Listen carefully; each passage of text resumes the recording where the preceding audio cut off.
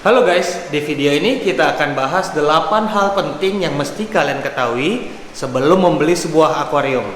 Mau tahu apa aja? Simak videonya.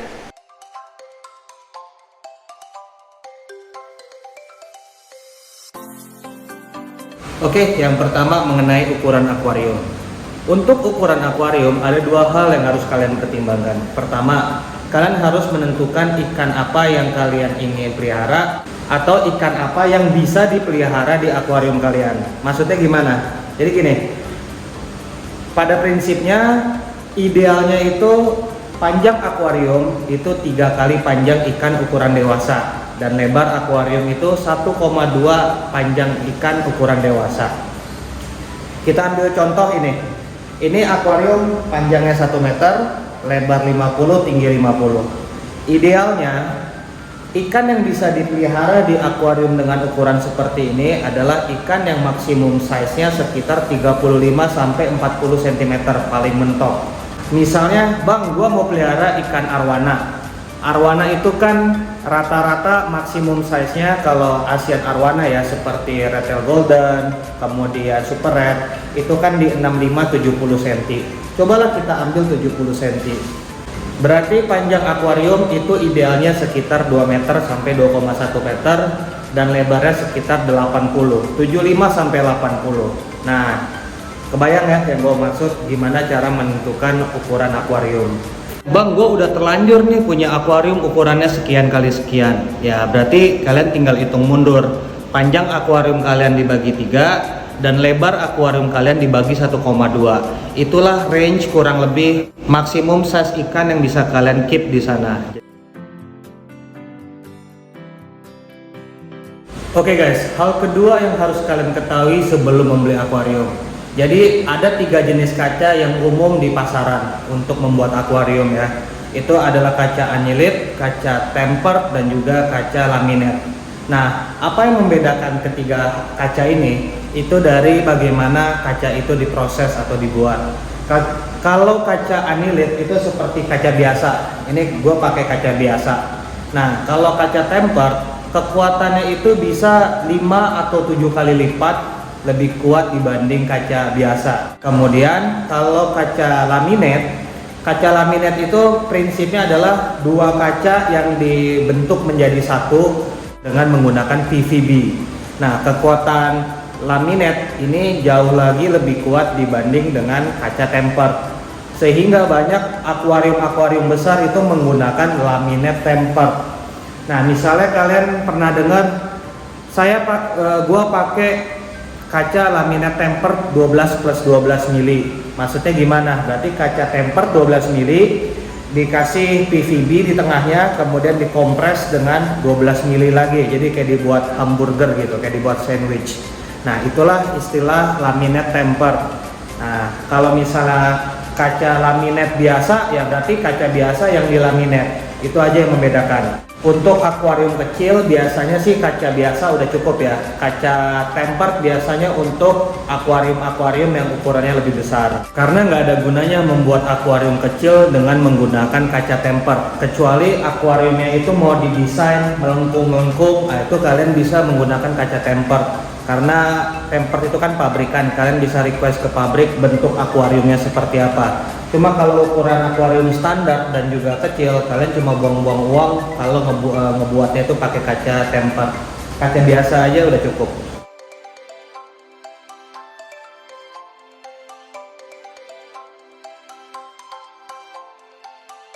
Oke, hal yang ketiga yang mesti kalian ketahui, ketebalan kaca yang umum itu adalah 5 atau 6 mm. Kadang ada yang punya 5 mili, kadang ada yang punya 6 mili. Habis 5 atau 6, kemudian ketebalan kaca itu adalah 8 mili, kemudian 10 mili, 12 mili, 15 mili, dan yang terakhir itu yang ada di pasaran itu adalah 19 mm. Tapi kalau kalian mau import dari luar mungkin ada di atas 19 mm ketebalan kacanya gitu.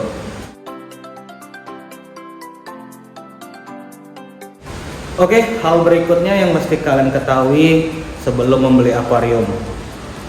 Jadi ada 3 hal yang gua akan jelasin sesingkat-singkatnya ya. Pertama itu hydrostatic pressure, kedua itu force, dan yang ketiga itu adalah load distribution.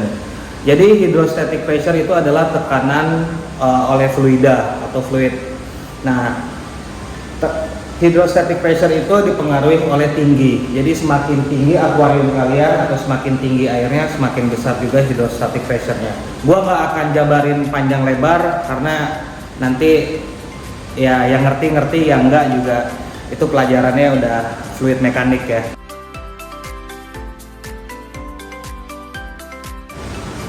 Kemudian yang mesti kalian ketahui itu adalah force. Force itu semakin tinggi akuarium, semakin tinggi air dan semakin luas area bawah, semakin besar juga force-nya. Karena force itu adalah pressure dikali area. Jadi semakin besar hydrostatic pressure, semakin besar area, semakin besar juga tekanan. Tekanan itu yang mendorong air yang mendorong kaca ke depan, kanan, kiri, bawah semua, ke seluruh arah. Jadi itu yang harus kalian perhatikan. Jadi tadi kita udah ngomong hydrostatic pressure, yang kedua adalah force, yang ketiga itu adalah load distribution. Load distribution ini lebih ke tension dan compression. Gua akan jelasin sedikit dengan menggunakan pipa ini guys. Ini kan masih banyak. Ini pipa 3/4.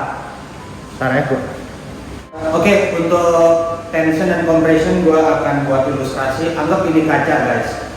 Ini kaca. Misalnya semakin panjang bentangan kaca, ini masih bisa nih gue bengkokin nih guys. Nah, jadi kalau dapat tekanan air, kalau kacanya nggak cukup, ini bisa bengkok. Dan kalau pipa kan dia elastis ya, maksudnya bisa ngebend. Kalau kaca kan kalau udah sampai begini, ya ujung-ujungnya pecah. Sehingga kalau dengan ukuran kaca yang sama, bentangan kaca itu dikurangin, ini lebih pendek ya. Ini lebih pendek. Ini gue mau bengkokin juga nggak bisa guys, karena lebih kuat dia dibanding dengan kaca yang panjang. Ini lebih mudah dibengkokin. Tuh, kelihatan ya, lebih mudah dibengkokin.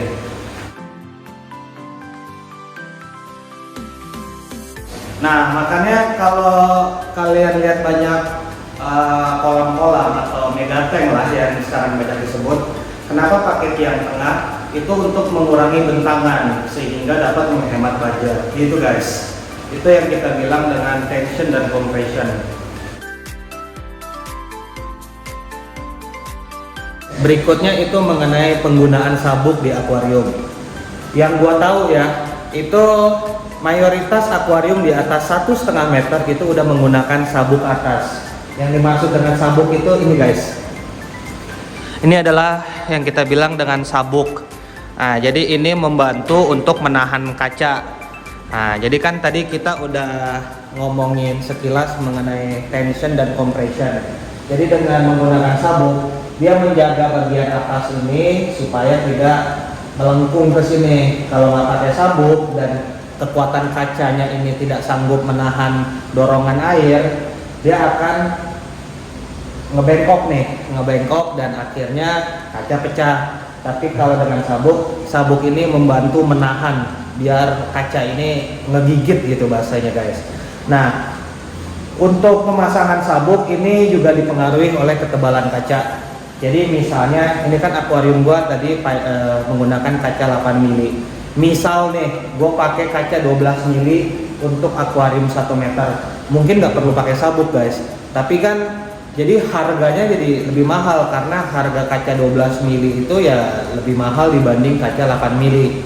Sehingga ya kita pakai 8 mili dan ditambahin sabuk untuk safety-nya.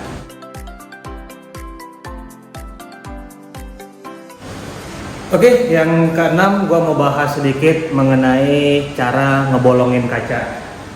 Jadi kalau cara ngebolongin kaca ini sebenarnya simple ya. Ini kalau tukang akuarium yang biasa ini mereka semestinya tahu cara ngebolongin kaca. Nah, kalau akuarium dengan kaca anilit atau kaca biasa itu dengan sangat gampang biasanya bisa dibor atau dibolongin. Tapi kalau kaca tempered itu kalian nggak bisa ngebolongin, karena kalau kalian ngebor kaca tempered itu akan pecah dia. Jadi kalau kalian, terus gimana cara gua ngebuat overflow untuk akuarium gua kalau pakai kaca tempered? Nah, kalian harus order ke pabriknya. Jadi dalam arti kata, kalian ketika kalian order akuarium dengan kaca tempered, kalian udah harus kasih tahu di sini dibolongin, di sini dibolongin. Jadi nggak bisa di tengah jalan kalian bolongin. Kalau kaca biasa atau kaca anyelit, kira-kira kalian mau bolongin bulan depan ya tinggal panggil orang yang ngerti cara ngebolonginnya, ya paling kasih uang minyak, kasih uang rokok, makan siang segala macam, suruh bolongin. Tapi kalau kaca tempered udah nggak bisa, itu emang pabrikasi yang saat pabrikasi dibolongin ya. Jadi itu catatan ya. Oke, pembahasan berikutnya yang harus kalian tahu itu sebenarnya mengenai rak akuarium. Jadi rak akuarium ini kalian bisa pakai apa aja ya, bisa pakai besi, bisa pakai kayu, atau kalian punya meja atau taruh di lantai, itu terserah kalian, gua nggak bisa komen. Cuma kalau kalian pakai rak, ada satu hal aja yang mau gua bahas. Itu gua saranin, menurut gua pribadi, gua nggak bisa nunjukin filternya dulu ya guys ya. Jadi jarak antara bibir filter dan atas rak ini, bawah rak ini minimal itu 20 cm guys. Jadi dengan jarak 20 cm kalian akan memiliki akses yang sangat cukup ya untuk maintenance, ganti filter, ganti media, ganti pompa kalau pompanya rusak atau apapun itu. Jadi mengenai rak yang mau gua tekanin cuma satu hal, jarak antara bibir atas sam dengan bibir bawah rak minimal 20 cm. Di bawah itu nanti kalian yang susah.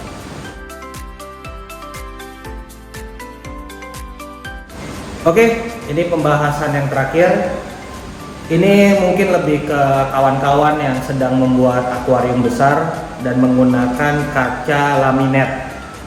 Sebelumnya tadi kan di awal video kita ada bahas kaca laminate ya. Jadi untuk kaca laminate standar di Indonesia itu standar pabrikan laminate itu panjangnya cuma 5,1 meter sampai 6 meter.